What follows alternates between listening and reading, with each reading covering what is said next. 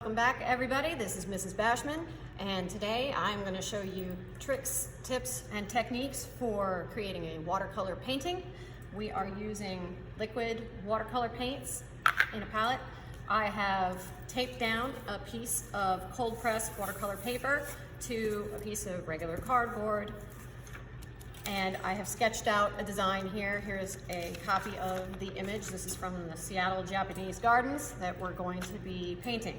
So the first thing that I want to talk to you about is masking. Masking is something that you can do with acrylic and oil paints as well, but it's most often known from watercolor painting. And incidentally, that is where masking tape gets its name. It is made for masking. You can also use a masking fluid. I am using liquid latex. I liked using the liquid latex because you can get it pretty easily and it's extremely cheap compared to art supply liquid latex or liquid masking fluid, and it works just as well. So I'm going to show you how you can use a liquid masking fluid, or in this case, liquid latex. I have it in my dish and I'm using Glad Press and Seal to keep it from drying out. I love press and seal. So to apply the liquid latex, I like to use little wooden skewers or popsicle sticks. I've also seen people use plastic spoons that they've broken in half. What you want to have is something with a point to it that you can dip and draw. Now, if your skewer doesn't have a nice enough tip, all you got to do is take a pair of scissors and just cut it down so it has a nice little tip like this. So you'll hold the dish so that you can reach in and dip out some of this latex. You see it's nice and thick, but it still moves. So I want to get a nice coating on my stick here.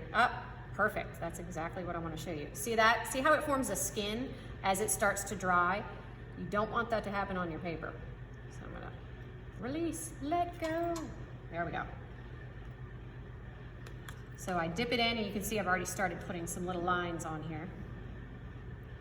These are going to be some areas that I want to be left white. No, I don't want that. Let go. It's being fussy with me.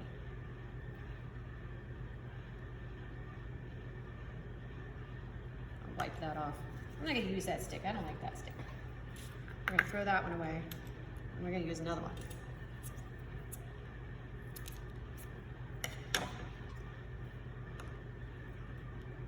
Oh, that's better. Okay, so I've put a bunch of little lines down here where I want to have a couple of white spots where this bush is. So you don't want to paint on top of this until it's dry. So I'm going to work on another part of the painting next. All right, I'm going to pause the video and speed things up so I can put some of the darker shadows in and you can watch and see what I'm doing while I'm doing it. I'm also going to show you how to use some masking tape. And I'm going to be using the masking tape to help me draw or paint the edges of my Japanese lantern right here. So I'm going to place a little bit of tape. I want to curve up here for the top of the lantern, so I'm moving and folding my tape up right there.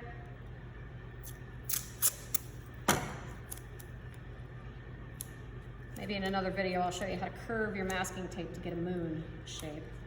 We don't have a moon in this one or a sun, so it's all good.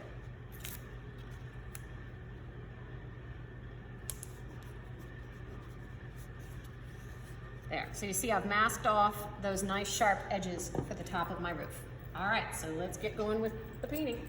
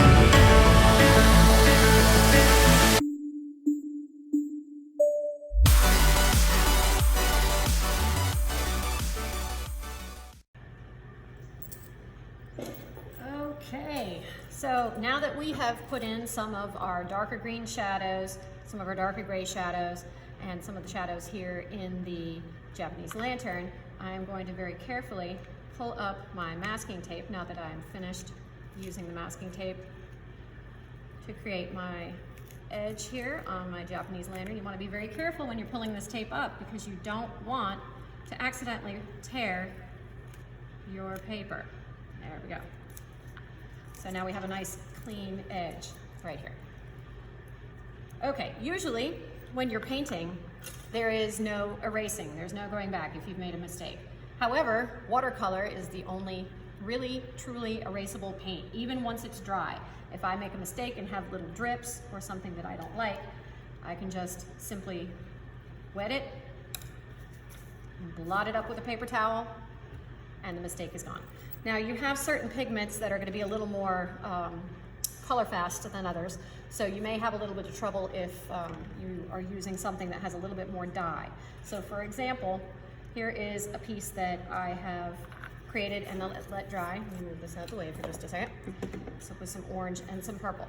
So you can wet a brush, scrub a little bit, take our trusty paper towel here, blot it up, and you see instantly how that has lightened the color. Even though this has been sitting dry for quite a while, I can still activate that paint and lift it out that way. Now you can also use water in a spray bottle like this to kind of re-wet the paint and pick up some of the color just like that. And that's without scrubbing. Now this is good if you want to do like clouds or something like that, then you could probably use spray to lift some of the paint. So there you go. It's erasable. It's fantastic. Let's bring our painting back over here. Okay, so that has most of our shadows down. What I want to show you next is using Saran Wrap, and I'm going to use Saran Wrap on this stone over here to help create some texture. So in order to accomplish this, you need to have at least 2 tones of paint, a lighter value and a darker value. If you do this just with white, you're going to get the second value being the white of the paper. Here, I don't want a whole lot of white, so I went over this with a lighter gray, and I added in a little bit of darker gray. And this is just regular plastic wrap that I'm using. It doesn't matter what it looks like. I don't need a whole lot, so I'm just gonna cut off a little piece. Just because I don't want it taking up a whole lot of room on my painting.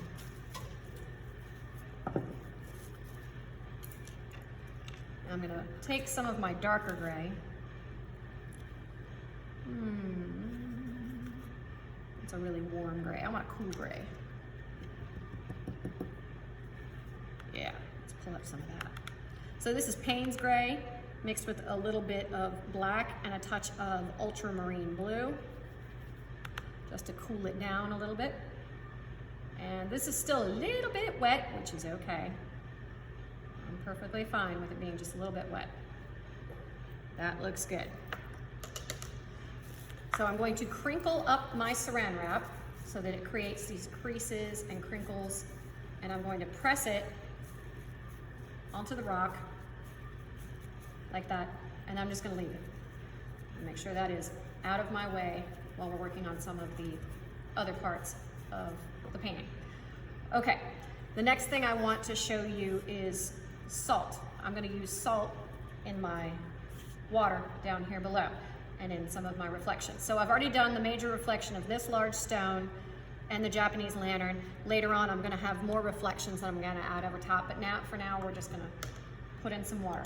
So like I have mentioned before in the other video, when you want to do a large area and you want to control where the paint is going, you want to use the water for you. So I'm going to paint over everywhere where I want the water to be. I'm not going over the lantern yet. I'm going around it.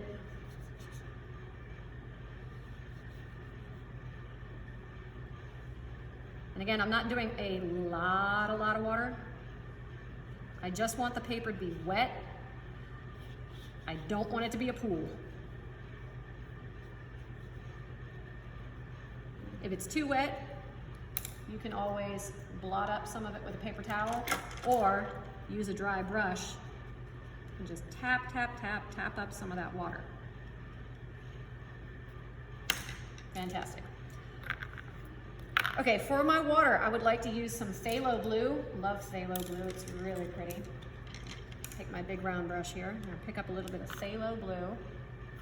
Look at that, it's gorgeous. So pretty. We want to thin this down, adding a good bit of water. I'm letting it mix a little bit with my grays, that's okay. Test this out a little bit. Still pretty bright blue. I don't know if I like the, I think I want to add a little more gray. Yeah, I don't want this to be too bright. That's all right, I like that, okay. So this is a wet on wet technique that I'm using right now. I'm just kind of getting an idea of where I want my shadows. Pulling a little bit of that blue gray. Oh, I like that, that's nice. A little more of my phthalo blue. Brighten it up just a tad. Use that rich phthalo blue here, kind of show where the sun and the sky are reflected here in the water, right up against that lantern. Go back to my grays, pull in some grays closer to the shoreline here. So all that foliage is blocking the light, so it's not going to be quite as bright as it will be elsewhere. A little darker.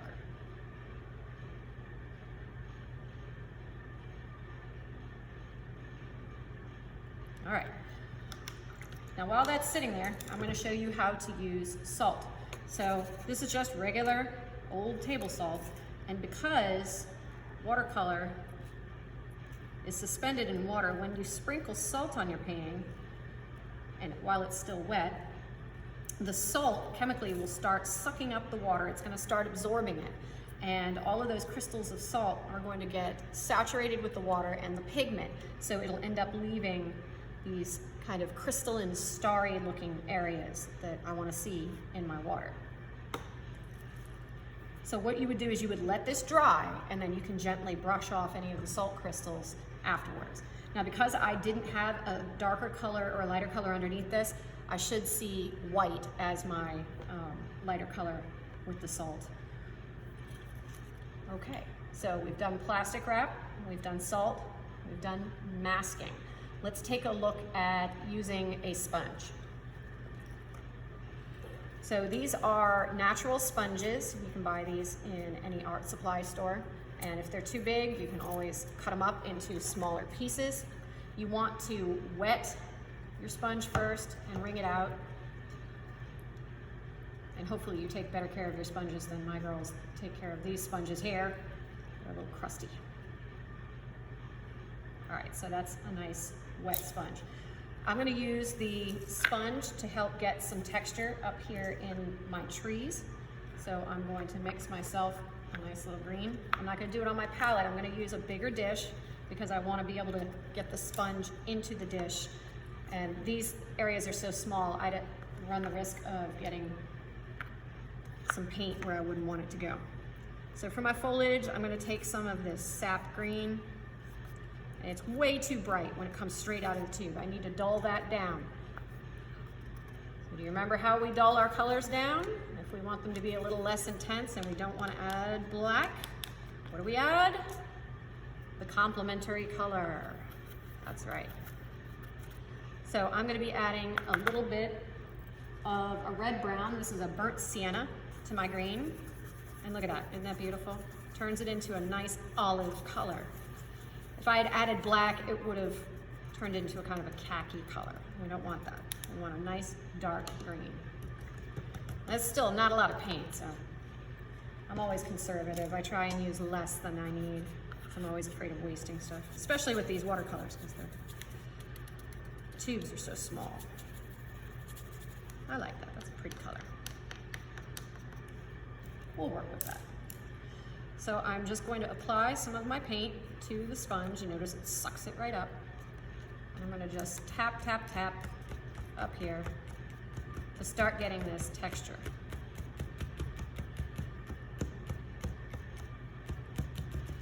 And this is just the first layer. I am not gonna leave it like this. This is just to start getting an idea. Some of these colors in here.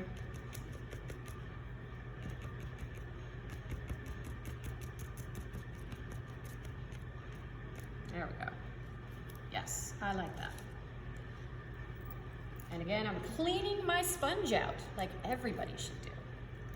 Always clean your sponges and your brushes and everything that you use. Keep your equipment clean. It'll take care of you if you take care of it.